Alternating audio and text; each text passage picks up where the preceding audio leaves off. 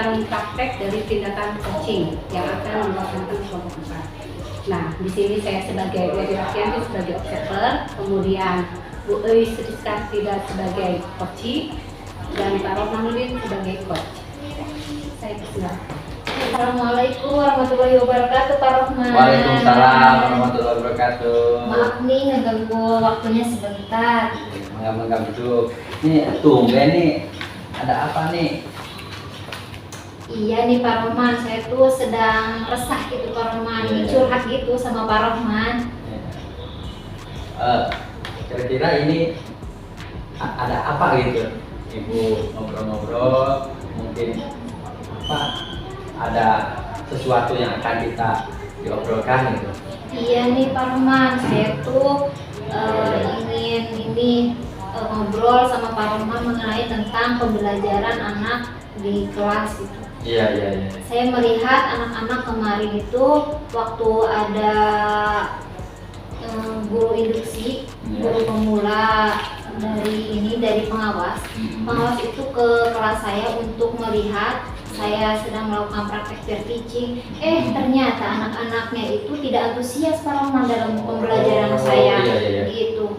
Entahlah apa sebabnya gitu Pak Rohman ya, anak-anak itu belajar dengan saya tidak bersemangat gitu kelihatannya seperti itu. Saya paham ya. Berarti kita ini ngobrol-ngobrol, ngobrol ngalian ngidul harus punya ada suatu tujuan gitu. Kira-kira apa nih jadi obrolan kita ini yang diharapkan gitu oleh ibu itu dalam diskusi kita ini?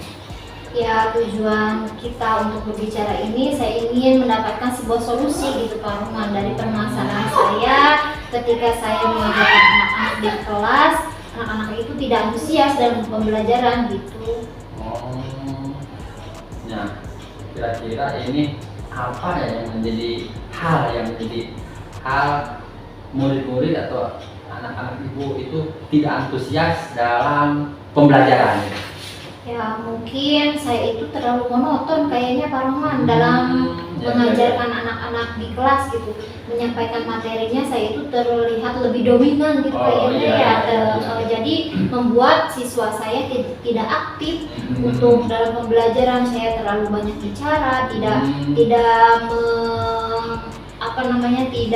mengizinkan anak-anak itu aktif mengikuti pembelajaran saya gitu. Oh, jadi begitu ya. Jadi hal apa ini Bu yang anak-anak antusias itu, kira-kira antusias dalam pembelajarannya itu?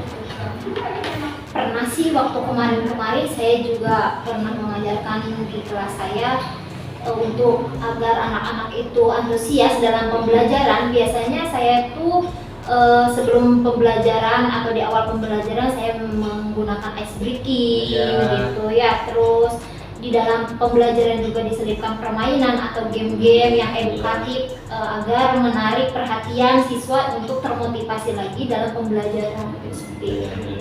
Ibu sebelum belajar itu speaking dulu atau dalam pembelajaran itu ada permainan biar tidak bosan, biar tidak jenuh ya. Nah, ini kira-kira ngomong ya kan menggunakan sumber belajar apa ini yang digunakan? Saya ya seperti biasa Pak Rohman itu menggunakan sumber belajar dari buku teks atau buku guru yang disediakan oleh sekolah atau di perpustakaan gitu. Ya. Kalau selain menggunakan buku teks, apa kira-kira yang ibu gunakan selain menggunakan buku teks? Ya, banyak kayaknya ya sumber belajar yang digunakan. Selain buku teks ada misalnya nih di YouTube ataupun di internet ataupun juga di blog.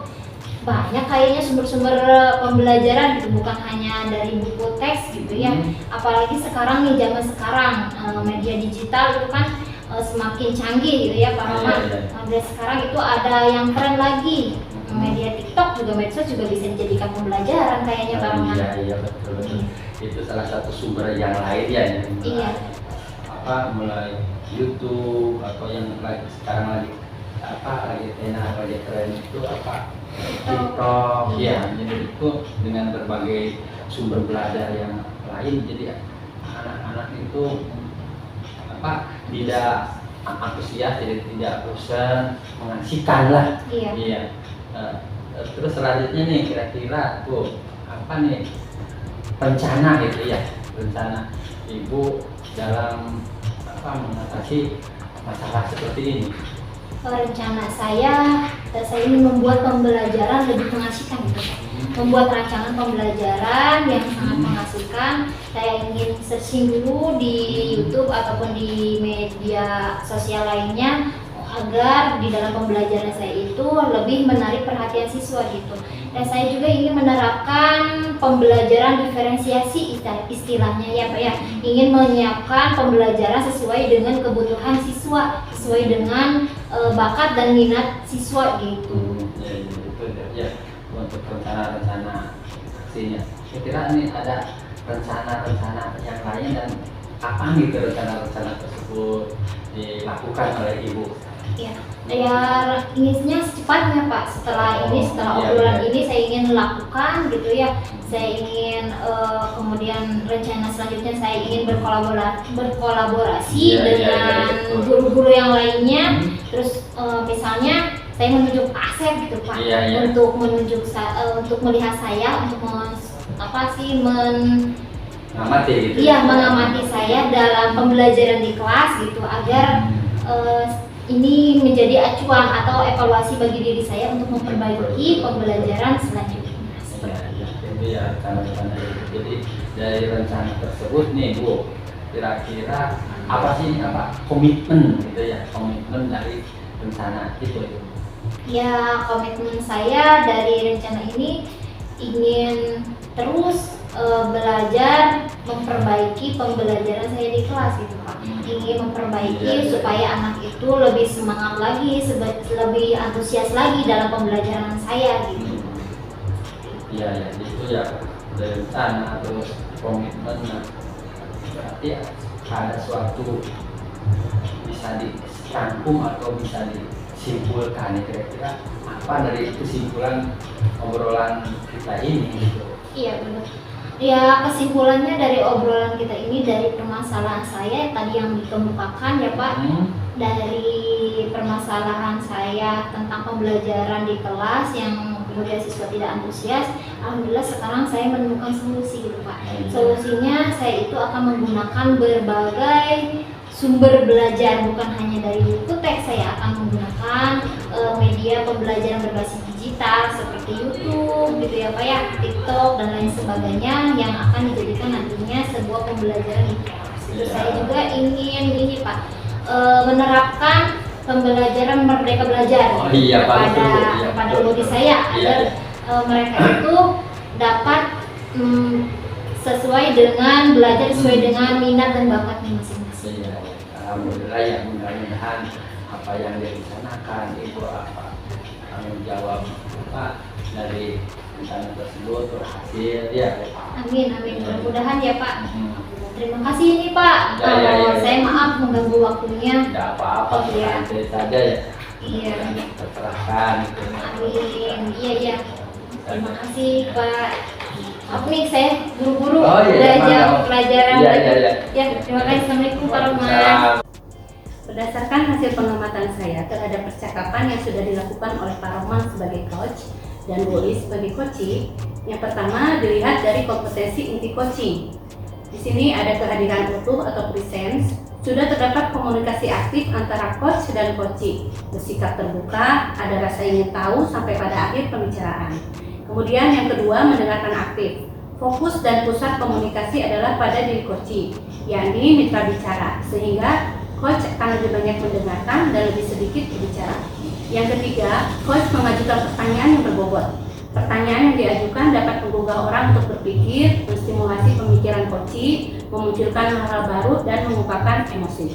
Kemudian yang kedua, coaching sudah dapat terlaksanakan dengan baik sesuai dengan alur tirta, dengan pertanyaan-pertanyaan yang dikemukakan oleh coach, antara lain yang pertama, tujuan awal adalah tujuan yang disampaikan oleh coach sangat jelas, yaitu ingin mencari solusi atas permasalahan yang dihadapi tentang penurunan antusiasme murid. Kemudian di sini pertanyaannya, Apa tujuan obrolan kita sekarang? Yang kedua, identifikasi, yaitu memberikan pertanyaan-pertanyaan dan umpan balik yang mengarah pada identifikasi potensi coaching. Pertanyaannya, hal apa saja yang membuat murid ibu tidak antusias dalam belajar? Yang kedua, apa saja yang bisa membuat murid-murid asik dan tidak bosan pada pembelajaran ibu? Yang ketiga, ibu tahu nggak macam-macam sumber belajar selain buku teks? Kemudian yang ketiga, rencana aksi. Coach memberikan pertanyaan yang dapat membuat coach merencanakan hal-hal dalam menyelesaikan permasalahan tentang antusiasme murid dalam pembelajaran. Pertanyaannya, jadi sekarang apa rencana ibu untuk menyelesaikan masalah ini? Bagaimana cara mengukur keberhasilannya? Kapan rencana itu dilaksanakan? Yang keempat, tanggung jawab, yaitu memberikan pertanyaan-pertanyaan dan umpan balik mengenai komitmen coach dalam menjalankan rencana aksinya. Pertanyaannya, apa komitmen ibu di sini? Apa yang dapat ibu simpulkan dari coaching ini? Itulah pengamatan yang sudah saya lakukan mengenai tindakan coaching ini. Terima kasih.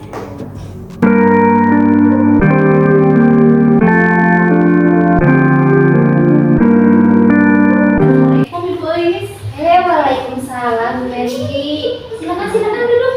Ada apa ini tumben-tumbenan ke sini? Aduh, gini Bu. Saya minta waktunya ya Bu, ya sekitar 20 menitan lah. Boleh Boleh istirahat, Iya, sekitar 20 menitan. Iya, Ini Bu, saya itu ingin membicarakan tentang masalah lingkungan sekolah kita. Oh, membicarakan tentang lingkungan sekolah kita. Emang kenapa dengan lingkungan sekolah kita ini? Ini Bu, kalau Ibu melihat nih ya, kalau selesai jam istirahat berakhir, kalau kita lihat itu sampah-sampah begitu menggunung di mana-mana. Di tong sampah itu juga udah menumpuk sampah-sampah plastik. Itu di situ. Ditambah lagi anak-anak itu ternyata walaupun sudah ada kesepakatan di kelas, sudah ada keyakinan, tapi tetap mereka membuang sampah di mana aja. Nah, mungkin itu yang menjadi masalah lingkungan.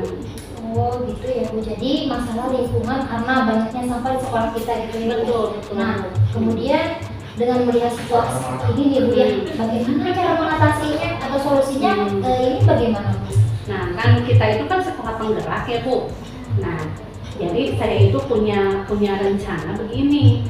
Saya itu ingin membuat sebuah model pembelajaran, proyek pembelajaran yang bergaya hidup berkelanjutan. Temanya kan gaya hidup berkelanjutan. Nah ini diisi dengan kegiatan program daur ulang sampah. Nah saya udah berpikir seperti itu, ada program daur ulang sampah gitu. Oh iya ya Bu. Nah terus dari tadi ya Bu ya, program ada daur ulang sampah. Nah kegiatannya itu apa saja gitu Bu? Nah dari kegiatan daur ulang sampah itu diharapkan nanti anak-anak itu kan memilih sampah-sampah yang ada untuk didaur ulangkan. Didaur ulangkan itu berarti kan mencari bentuk apa yang bisa, yang terbaru yang bisa dimanfaatkan dari daur ulang sampah itu. Jadi nanti anak-anak itu mencari bagaimana caranya ini supaya sampah yang ada itu bisa didaur ulangkan, bisa diproses untuk menjadi benda yang lebih bermanfaat. Nah jadi diharapkan dengan begitu bisa mengurangi jumlah sampah yang ada. Oh iya ya Bu ya. Terus selain itu apa sih strategi Ibu gitu dalam mengatasi masalah ini? Nah, untuk strategi yang mau saya lakukan dalam melaksanakan program daur ulang sampah ini, yang pertama pasti saya akan membuat dulu model proyek pembelajaran. Model proyeknya ini nanti di dalamnya ada yang pertama penjelasan tentang apa itu program daur ulang sampah, apa tujuannya. Kemudian nanti di sini perencanaannya dan juga kegiatan-kegiatan yang akan dilaksanakannya itu apa saja dalam daur ulang sampah ini. Gitu. Oh begitu ya Bu ya.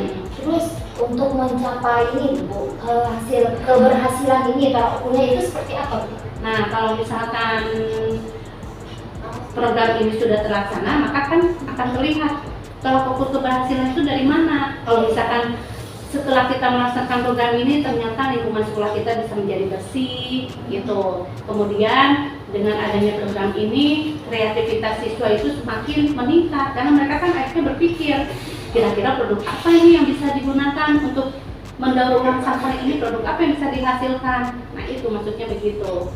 Kemudian akhirnya timbul kesadaran mereka untuk membuang sampah pada tempatnya gitu. Bagus sekali ya Bu ya rencananya. Iya. Nah kemudian nih kira-kira nih untuk melaksanakan waktunya ini kita butuh berapa lama gitu Bu, untuk melaksanakan program ini? Saya merencanakan program ini selama 3 bulan Bu.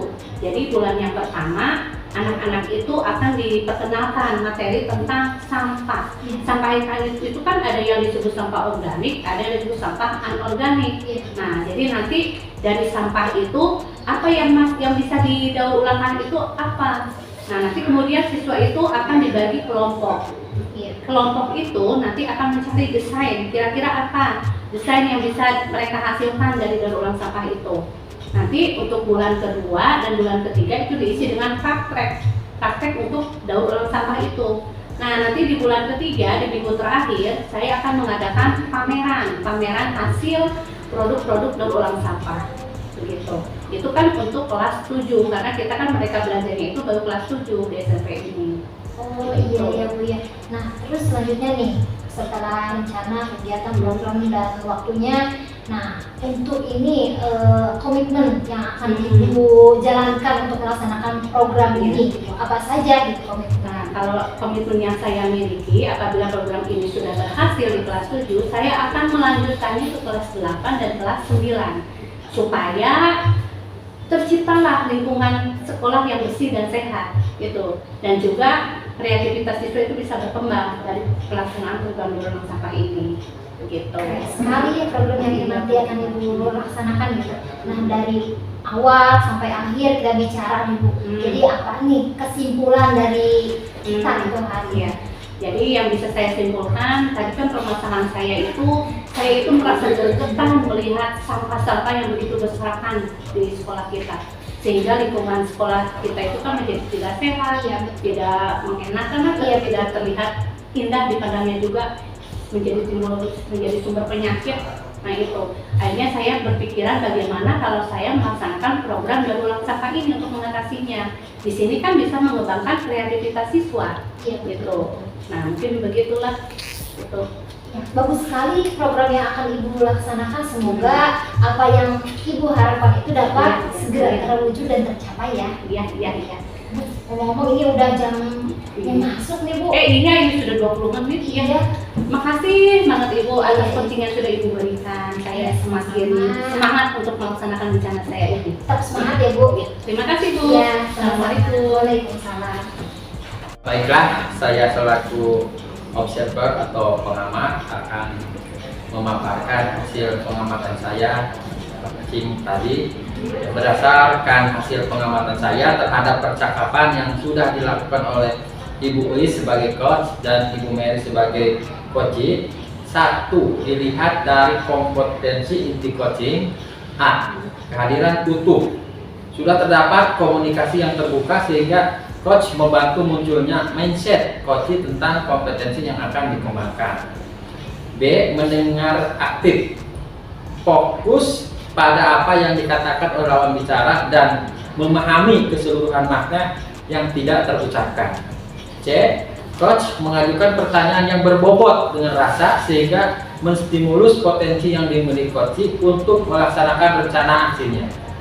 Yang kedua, coaching sudah dapat terlaksana dengan baik ya, sesuai dengan alur percakapan kita dengan pertanyaan-pertanyaan yang dikemukakan oleh coach.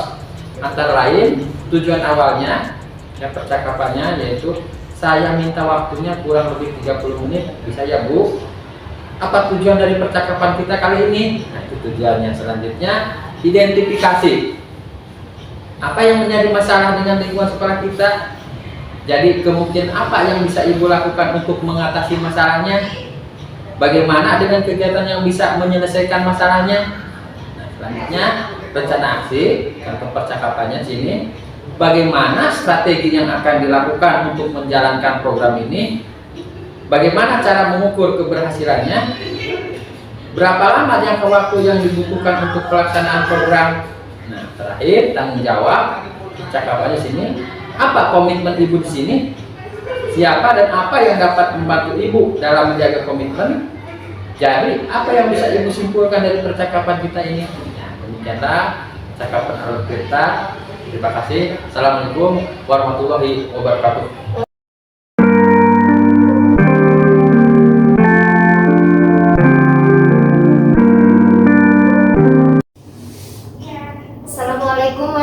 warahmatullahi wabarakatuh.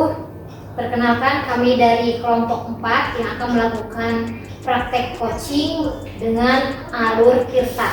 Saya sendiri Eis Kartida sebagai observer, kemudian yang menjadi coach adalah Bu Mary dan yang menjadi coachee adalah Pak Rahman. Baik, saya persilakan kepada Pak Rahman dan Bu Mary. Assalamualaikum Bu. Waalaikumsalam Pak Roman. Baru ketemu lagi. Gimana kabarnya Pak Roman? Ya, alhamdulillah Bu. Tapi itu kelihatannya kok kelihatan kusut, kelihatan gelisah gitu. Kenapa? Emang kelihatan nih muka saya resah dan gelisah gitu. Iya, Sepertinya kelihatan. kelihatan apa ya? Kelihatan lelah gitu ya. Iya, betul. Kenapa Pak Roman? Ini Bu ada sesuatu hal yang perlu didiskusikan. Ada waktu Bu buat Oh, insya Allah ada waktu. Kebetulan saya lagi santai sekarang. ya, ngobrol-ngobrol lah istilahnya itu kita apa coaching gitu ya. Keren Coaching sekali. ke Ibu gitu. Iya. Silakan boleh. Jadi kita itu akan membicarakan tentang apa Pak Roman kita sekarang ini? Ya.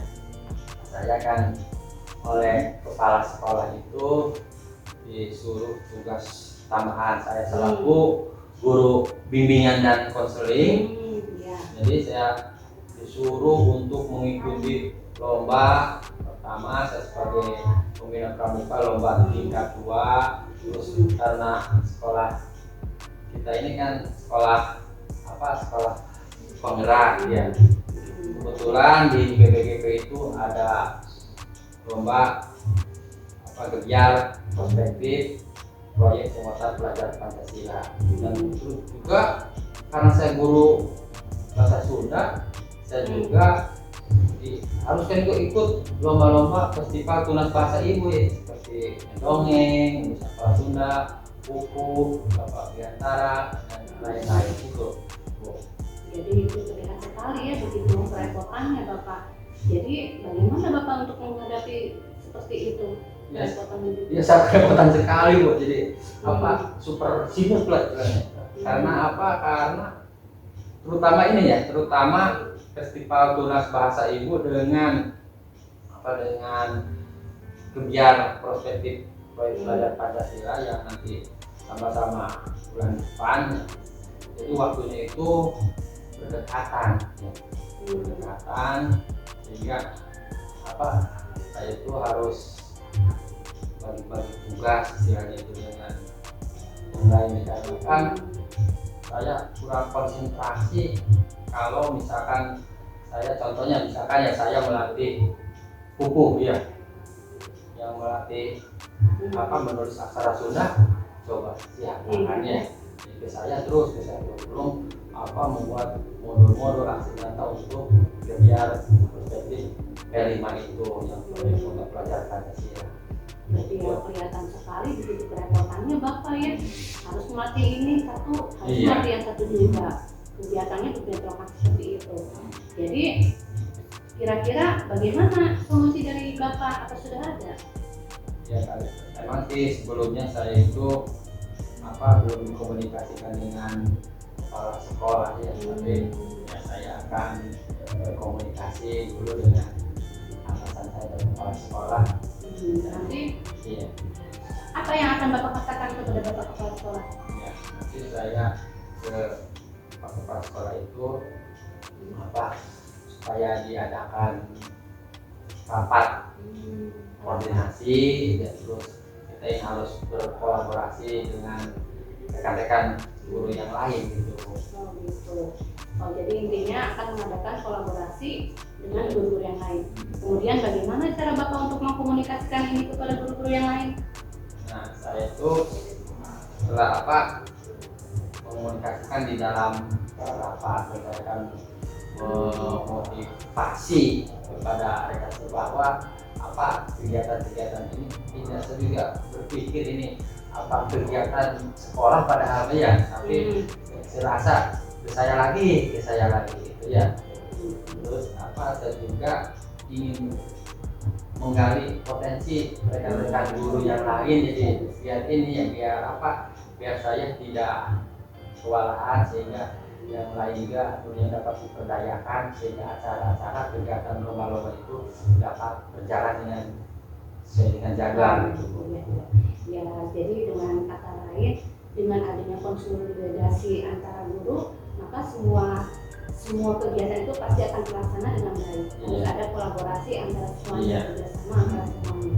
Ya bagus sekali rencana itu Pak. Kira-kira kapan itu akan dilaksanakan? Ya akan secepatnya lah biar cepat beres jadi permasalahannya itu. Biar cepat saya langsung bekerja dengan teman-teman koordinasi dengan jadwal-jadwal yang telah ada. Yang menjadi tolok keberhasilannya apa dari pelaksanaan ini? Jadi tolak keberhasilan di pelaksanaan ini mungkin nanti saya berbagi tugas atau menggali potensi-potensi guru-guru supaya bisa berkolaborasi gitu. Bagus rencananya Pak, semoga juga bisa terlaksana dengan baik. Jadi kalau menurut Bapak, dari tadi kita sudah berbicara, itu apa yang bisa Bapak ambil kesimpulannya?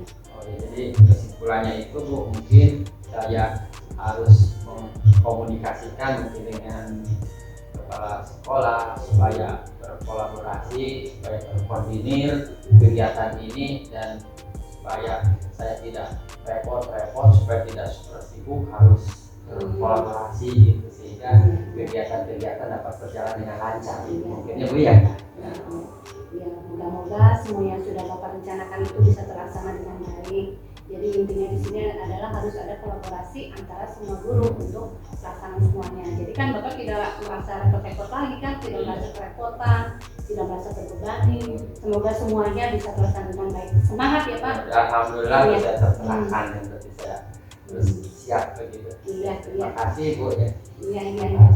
Diskusi dan ininya ngobrol-ngobrolnya. Iya. Semoga. Assalamualaikum. Waalaikumsalam. Baik, Bapak, Ibu. Nah, di sini saya sebagai observer dari tadi berdasarkan hasil pengamatan saya terhadap percakapan yang sudah dilakukan antara Bu Mary sebagai coach dan Pak Romanuddin sebagai coachee, saya itu melihat dari kompetensi inti coaching. Yang pertama adanya kehadiran utuh atau present, kemampuan untuk bisa hadir utuh bagi coachee yang akan membantu munculnya paradigma berpikir dalam coaching. Kemudian yang kedua mendengarkan aktif. Jadi coach ini mempunyai keterampilan mendengarkan dengan aktif atau menyimak penyampaian dari coachee. Kemudian yang ketiga itu coach mengajukan pertanyaan yang berbobot dengan rasa. Hal ini akan mendorong coachee untuk membuat sebuah aksi bagi pengembangan diri dan kompetensi. Kemudian yang kedua, coaching ini sudah dapat terlaksana dengan baik sesuai dengan alur tirta dengan pertanyaan-pertanyaan yang dikemukakan oleh coach yang antara lain dilihat dari tujuan awal. Coach dan coach ini menyepakati tujuan pembicaraan. Nah, ini ada contohnya dari percakapannya, mau ibu jadi coaching saya atau apa tujuan dari coaching ini. Nah, kemudian yang kedua, identifikasi. Coach itu membantu coachee mengidentifikasi situasi pada saat itu. Contoh percakapannya, kegelisahan apa yang sedang Bapak hadapi sekarang, kemudian tugas tambahan bagaimana yang membuat Bapak kerepotan di sini, kemudian kegiatan-kegiatan bagaimana yang membuat Bapak kerepotan. Nah, kemudian yang ketiga, rencana aksi. Di dalam rencana aksi ini, pengembangan ide dari coachee untuk mengatasi masalah yang ada. Ini terlihat dari percakapan yang tadi. Jadi solusi apa yang akan Bapak ambil untuk mengatasinya? Kemudian apa yang akan Bapak mengkomunikasikan dengan kepala sekolah? Kemudian percakapan bagaimana Bapak mengkomunikasikan hal tersebut dengan guru lain. Dan yang terakhir itu tanggung jawab. Nah, di dalam tanggung jawab ini penentuan langkah selanjutnya yang akan diambil.